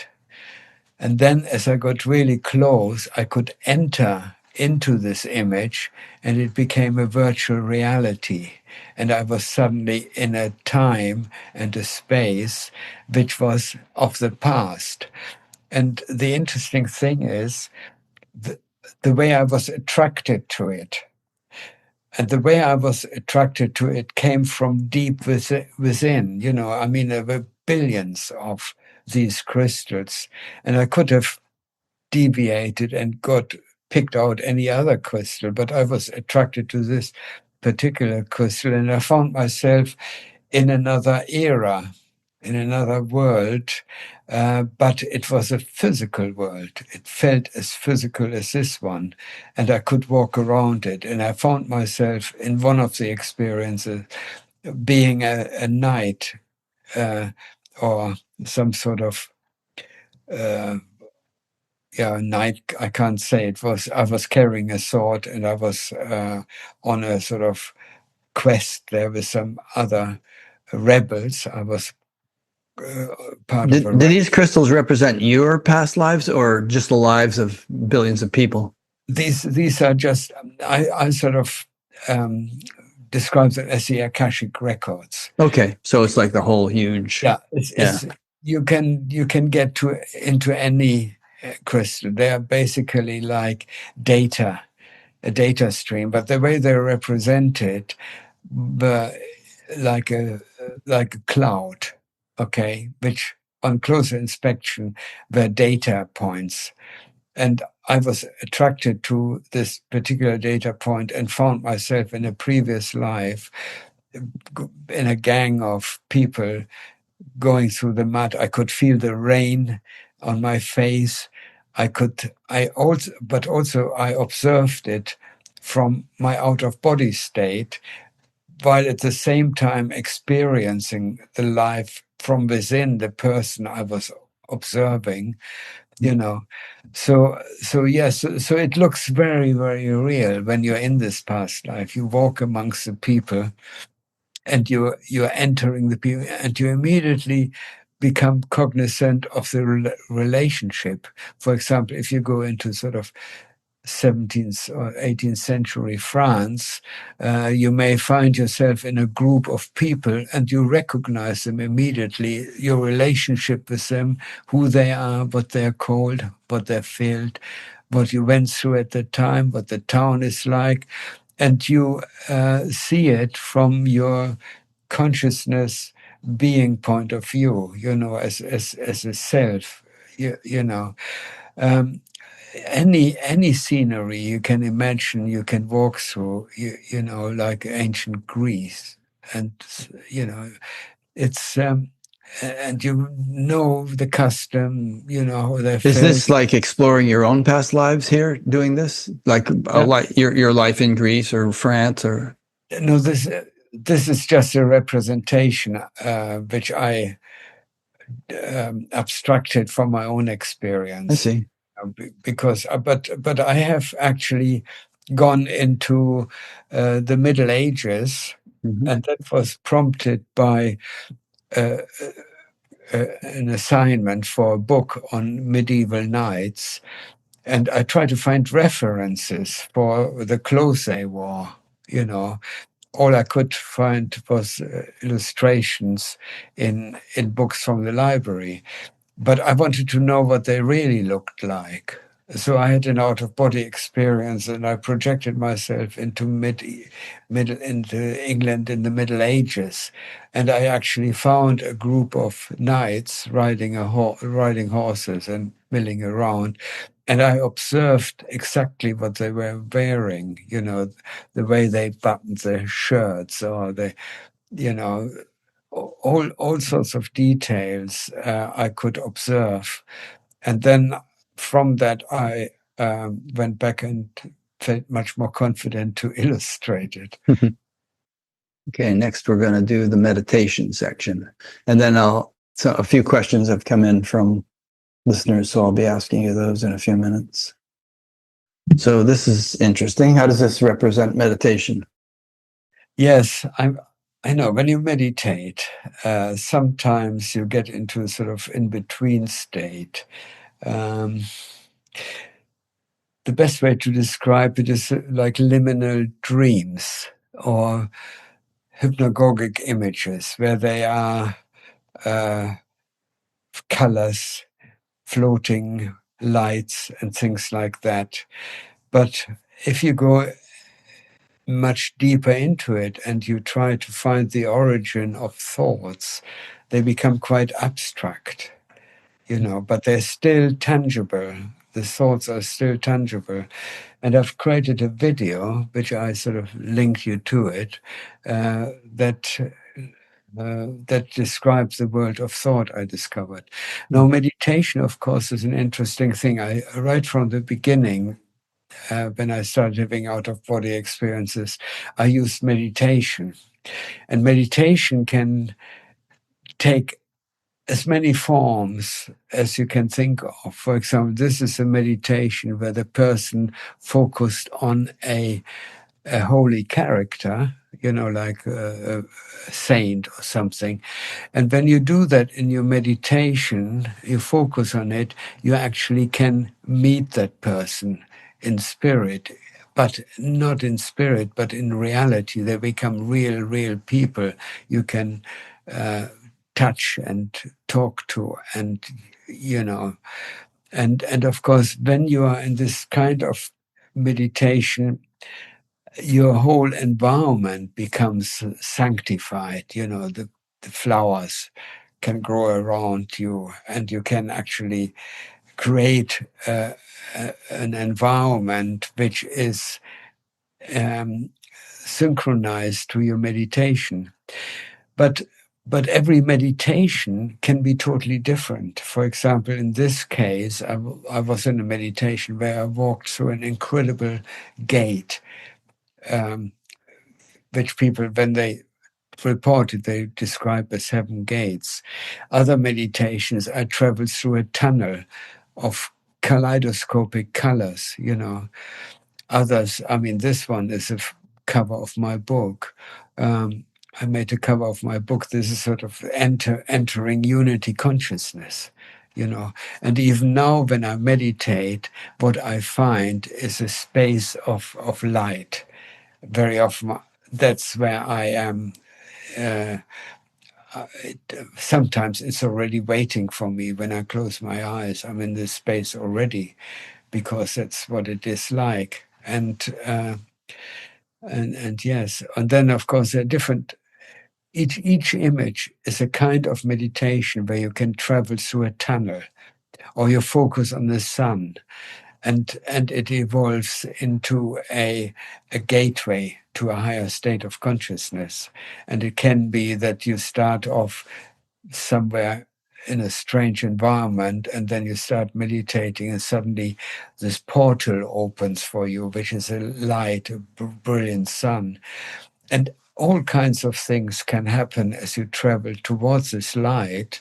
You can, one incredible experiences I had, I was meditating the Om mantra, and as I was saying the Om mantra, the clouds above me opened, and the rays of the sun, similar to this, sort of beamed down on me. And at the same time, rose petals rained down on me. And each petal which touched me, triggered a blissful experience. And each petal was a blessing energy. That's the only way I can describe it. I was under a cascading of blessings coming. And then, as I was drawn into this opening cloud, I suddenly heard this incredible chorus of 1,000 people singing. And I was so overwhelmed by it. It was like angels sort of welcoming me. It sounds really corny when you talk about it, but it wasn't really something you could easily describe. And my first impression was, it can't possibly be that there are all these people singing for me. And I thought, oh, well, it's just a thought form. It's just what I imagined. it to be like, but the actual reality literally feels as if you are, when you get into this kind of state of consciousness, that you actually are, you feel you are welcomed home in a way. There's this sort of reflection or this response of consciousness which takes this shape. The next section is called the bliss zone, and some really pretty images here. So, yes, I tried to train the AI to describe a world which is completely dynamic and completely filled of light and color, where any kind of thought can conjure up any kind of experience or any kind of manifestation. But everything sort of centered around the celestial, the feeling of unity, the homecoming of it, and being blessed, and this incredible joy which can be had, the landscape. And so I played around with this prompt and this model which I created for the AI to express exactly what I felt when you get into these regions, which are expand infinitely, and in every in at every corner, if you like, every part of the landscape is a new potentiality, a new world to explore, a higher world of a even higher order. And it doesn't matter where you turn to, you find an opening into a completely new kind of manifestation of the highest state of consciousness. And as you travel through this world, it's just an infinite expansion of joy, of bliss, of fulfillment, of realized potential. And so it's infinite. It's infinite in its profound glory and splendor. But even this cannot remotely express what it's like, because it's not possible to describe, And I think that's why many mystics who have experienced, they're just quiet about it. Then, this is a thing. For example, what do you do with all the bliss?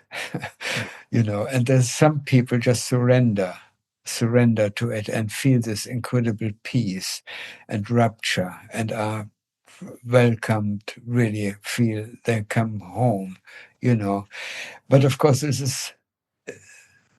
I quite like this picture, because the woman really surrenders to this bliss state. And the bliss state is something which is dynamic, which is not a static experience, but is simply a joyful experience, which, is a homecoming for which there are literally no words. But of course, when people say, this is the end state, it's not. This is only the beginning, because once you enter into this bliss state, you suddenly realize that it is only the beginning of being human, really. It's your potential. Your potential appears to be fulfilled, but it's also the beginning of infinite potential. That's the sort of feeling you get, because everything is opening up, new states of consciousness which you have never experienced before become available to you. So yeah, perhaps you can elaborate on that, because a lot of people feel like that they've been taught, or they've read, or they think that there is some kind of end state, and you're going to get there. And Christians think they're going to be in heaven forever, or some Hindus think they're just going to sort of merge with the absolute and cease to exist as an individual and never reincarnate again. And then others think that Well, other Hindus say, well, you could go to these high heavens and hang out there until the end of this creation, but you're going to come back in the next creation and have to live out life as a human being again and work yourself up through all these levels until you finally get enlightened. And then some say, well, you can go to Brahman Loka and stay in Brahma Loka for a long time, and then you can get enlightened from there without having to come back as a human. But Yeah.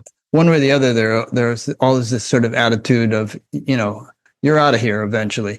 And then there's this thing called the law of one. I don't know if you've ever heard of that, where they say that eventually once you work through all the possible levels that a human being can work through, then you start out on level one on a whole new range of possibilities that are all higher than the range you've just gone through. So I don't know. These are all interesting hypotheses to me. Yeah, I just I did a 3-day seminar in Germany. And one of the PowerPoint presentations I did, what do you do after you enter eternity? How do you go from there? And the thing was, it's literally all options are open.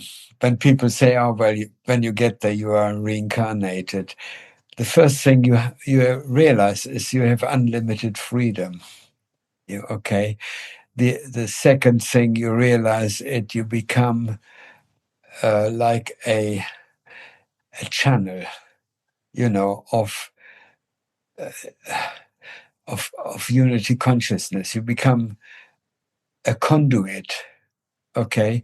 And then your freedom, your personal freedom allows you to pick what you want to do with this energy you have. Now you're talking about a very high level, because obviously those people in the hell realms didn't have very much freedom, and also many people, if not most, have no choice about whether to reincarnate or not. They have to, right? No, I'm talking for the point of view where you reach unity consciousness. Okay, there you go. Okay. And all your karma is basically non-existent. Right. Because you illuminated all aspects of yourself. Okay.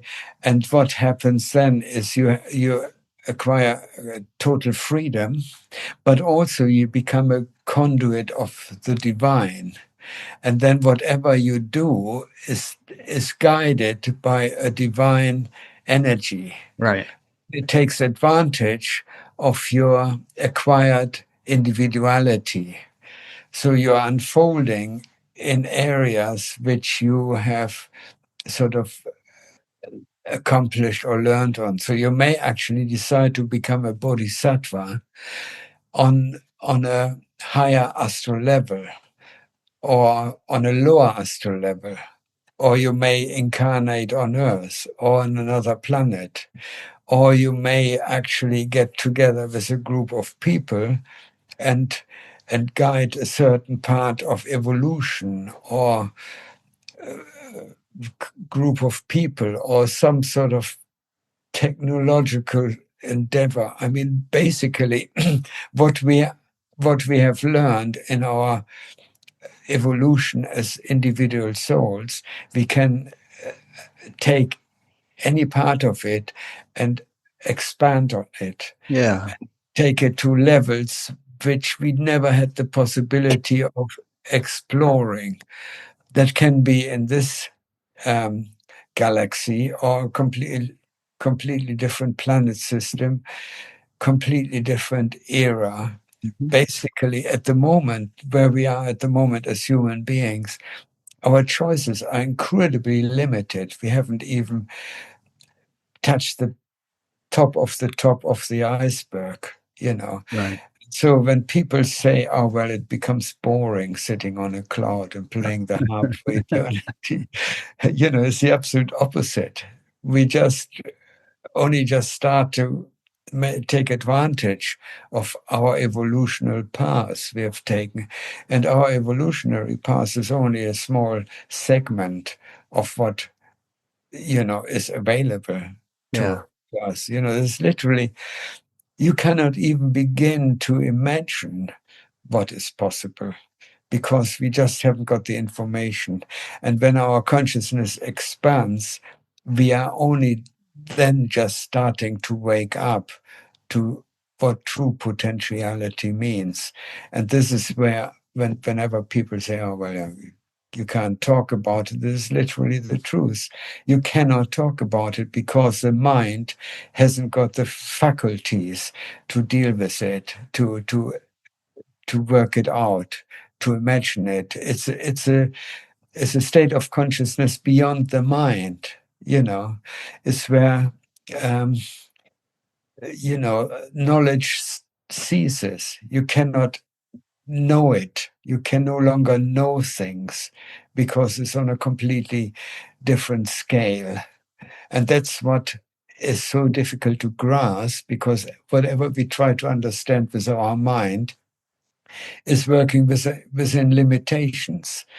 When the mind becomes totally liberated from our limitations, then we can no longer talk about it. We can no longer find language to actually, Yeah.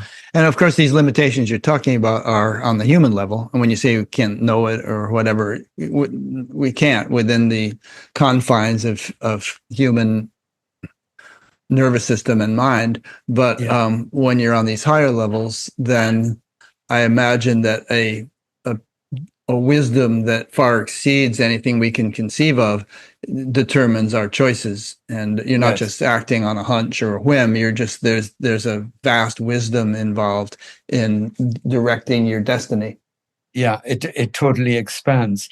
And one of my first experience was when I came into this state of clarity. That was the only word I could find, with absolute clarity. And there was, and when I tried to find attributes for this state I experienced, I thought, well, the only word I can imagine is neutrality, but it wasn't expressing it at all. Mm-hmm. It also was something that felt really absolute, but an absolute that had no boundaries. That was so difficult to put into words, or even to carry with you when you got out of this state. Because when I got out of this state, I was simply a wreck. I collapsed on the floor and cried because my body couldn't deal with it. It was just so beyond what it was. And I looked down on myself and I felt sorry for this little bundle of flesh lying on the floor crying, and it was this sort of impossibility of actually putting a value to it, or defining it, and of course that totally changed my whole trajectory of life, so it never went away, I heard some spiritual teacher once say that the reason we forget about where we've been before we become a human, if we've been in a nice place, is that if we could remember it clearly all the time, we'd have a really hard time functioning here. Because it would suck pretty bad compared to what we had been living. Let me ask you a bunch of questions that have come in from viewers. This one is from Mark Woll in Boston. Can we create our own astral Earth, populated with people who are creations of ours, and watch them grow and develop civilizations? I have to say, I haven't. What I talk about is what I experience. That would just simply me being, imagining things. Yeah. That's one thing I like about you is your experiences may seem fantastical, but I've often heard you say that you don't want to say anything that is not corroborated by your experience. No, that's why I can't say anything. I would like to speculate and say, oh yeah, it would be nice if we can create a whole Earth with all the people, like a big computer game, but I've never touched on that, So okay, no, fair enough. Here's one. The person didn't give their name. This is a good question. I appreciate listening to your experience every chance I get. It opens something in me each time. My question is, how do you explain the architecture looking mostly European? I haven't seen anything looking remotely African. What's the reasoning for that, in your opinion? My cultural limitations. Okay. You know, I have been to parts in Indonesia on the astral plane. You know, I have been to Indonesia in one point where I saw a group of islands, very beautiful islands with incredible, beautiful huts, incredibly well designed. But that was a one-off experience. The thing is, I'm sort of conditioned by our culture where I live, and So you're saying that your cultural conditioning as a European actually influences what you experience in the astral realms, and that an yeah, African or a Native American or somebody might have very different experiences. I totally think that there's a truth, because um, you go to the place which is closest to your vibration, let's say, to Mm-hmm. your you know, if you think about we are like strings of music or musical compositions. You know, you wouldn't suddenly, if you're sort of like, let's say, Beethoven, you wouldn't suddenly go to Charleston. You know, that is not your pattern. Right. You, you're in a sort of musical composition and in a fractal arrangement which has a certain sound score, if you like, and you're kind of working within this network of vibration. And that's what I said earlier. There's so much more to explore once you reach liberation. You can simply then transport yourself into a completely new universe or new environment. You know, Mm-hmm. when you have this option, we are simply too limited here, and there Yeah. isn't the time. I've only spent, you know, maybe a couple of 100 hours, maybe a bit more, on the astral plane. I mean, the longest time I spent was 6 hours, Mm-hmm. you know, from 12 o'clock at night to 6 o'clock in the morning. And the incredible thing I experienced in those 6 hours, I could only take back about an hour and a half or 2 hours maximum into my physical brain. There was just no tomorrow. I had only fragments of memories of other places I spent in those 6 hours. And the thing was, when I was actually there, it felt so much more like my true home, you know. And when I came back to my body, it was like descending into some darkness, you know. So Yeah. so it's just so difficult to talk about, and in a way I'm glad that I didn't spend more time, because I would have neglected, you know, this life here. I think I would probably not have been able to earn myself a living as a commercial illustrator. Yeah. um, Okay, this one is from Lisa Blau in New York. Do those people stuck in the lower astral realms, still have life reviews? And were they met by deceased relatives when they cross over, as you often hear, with near-death experiences? Or does that happen after they manage to be rescued and go to a higher astral zone? Yeah, I'm not 100% sure how these people got there, but mostly is what we experience on the astral realm is a reflection or a mirror image of what we are on the physical or subconscious level. You know, we Mhm. are sort of limited uh, by ourselves, our experience, our makeup, our character, our likes, our dislikes. This is what sort of is reflected out. So we are drawn into the environment which corresponds most closely to our signature, as a human being, to our makeup. And I mean, there's always a way out, I imagine, for people who are stuck there. But, my wife being a counselor, she said the people who want to progress, they have to have the readiness, who want to be, come out of their dilemma. And for example, she rejects people who are sort of told by their partner to see a counselor, and unless they come and phone her up themselves, she doesn't even consider taking them on, so there has to be a readiness in people to want to progress.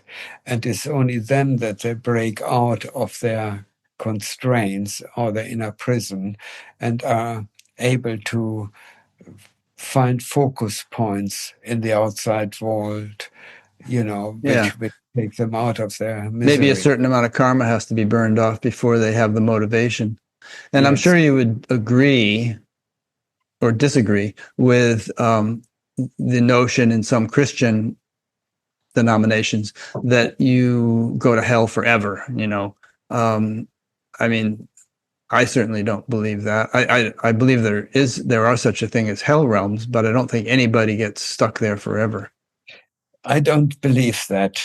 I think as long as you have a connection which keeps you alive, which means there has to be a divine spark of intelligence which put you there in the first place, which is referred to as a soul. As long as you have that, you have always got a possibility of a way out. It just depends on the circumstances. I mean, if you think about it, I've seen some really decrepit states people are in. I mean, really desperate, like people who go out of their way to destroy lives, for whatever personal gain or motivation. They are releasing an energy which is unimaginable of a scale, because each action they created has a recipient. Let's say they killed a person via a bomb or whatever. The person they killed via a bomb has got relatives and children, or father and a mother, and they carry the energy with them. And this energy is not something that just sort of simply dissolves. What they are creating there, they're putting the energy into a mirror, which is consciousness. Consciousness is like a gigantic mirror, which sort of reflects back what it receives, and that is I'm so sure about that. Funnily enough, I even ask AI, what is AI? How does it work? What is it doing? And it said it's just like a mirror, and I find consciousness is like a mirror. Unity consciousness is just like a mirror. It reflects back what people put out. Mm-hmm. And if there are 1,000 people are affected, they get 1,000 times what they sent out back on them, and they have to live with the consequences. And there's a guy named Danny Brinkley who was a sharpshooter in Vietnam. So he would kill people, and he ended up having 4 near-death experiences later on in his life. And in each one, he experienced not only the kind of what the person he shot experienced, but what their wife felt, and their children, and their mother, and whoever else was impacted by them. There was this ripple effect that he had to kind of experience the ramifications of his action. And if it takes 1,000 lifetimes to experience that, that's what it takes. And I feel quite brutal about that, and it sounds really cruel. But this is just the reality people create, and I feel almost sorry when I see some of these people, who are alive today who sort of throw a Nazi salute into the world and connecting themselves to the misery of millions of people who died, Yeah. things like that. I mean, and then go and sign their name under a order which deprives people of medical care and condemns them to death. I mean, this is Yeah. what happening. Gee, I wonder who you might be talking about. Yeah, I All don't want right. to Okay, here's maybe. a final question. This is from Kanta Dadlani in Bombay. And it's both about the future and the past. Have you ever experienced the future? And question number two, what about people you knew, old friends? Have you met them in your OBEs? And we could extend this to mean old friends from previous lifetimes. Yes, I have. When I went on to a retreat in Devon in 2021, I locked myself up in a cabin and meditated, 8 hours a day. I could consistently. And then one meditation, I started asking the question, who are my friends? Okay. And then I was on a very, very, very beautiful level of unity consciousness. And suddenly there was somebody right in my heart I knew very well. It wasn't a person I could see. It was right in my heart. And they said hello to me. And I felt an incredible jolt of happiness and friendship and love, which was so intimate, which I've never experienced before. And then this entity or person separated from my heart, and I could see them. There were two of them. One was a bloke and the other one was a woman, and I could see her. She came out of my heart. There was this incredible intimate closeness, and she ran off over a field wearing this summery dress, and she was dancing through the flower covered field and waving around, and I knew her so well, but not from this life. It was a distant past, but that was the experience, the answer I had. I mean, if you feel you don't have any friends, you only have to look a bit deeper. Yeah. On this level. And yeah, there's so many things I can mention. Yeah. How about the future? Have you ever had any intimations of the future? Yeah, when I went to Scotland, I had, after my 10-minute moment, I had an experience where I saw a glimpse of the future, which was actually quite positive. I didn't see any sort of end of the world scenarios. And there were two levels of it. One was in the sort of near future, like the next 100, 200 years, where I became aware of a new kind of technology, which was very dynamic, very organic, which I illustrated, documented in my book, The 10-Minute Moment.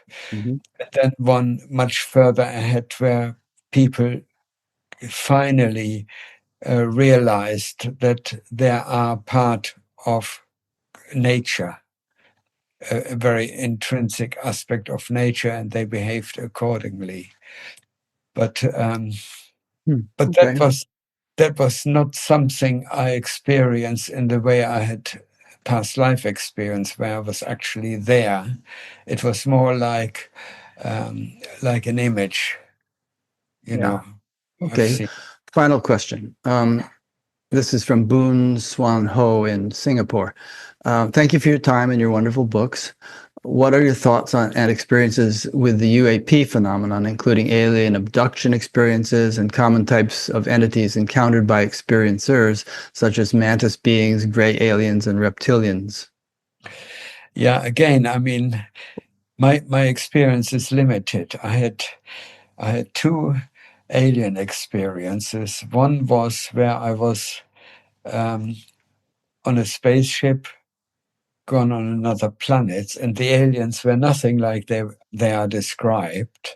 You know, uh, one alien here only had one eye in the middle, and he was only so 4 foot tall. And I literally asked him, how advanced are you? And he said, we are just as corrupt as your human species. Yeah.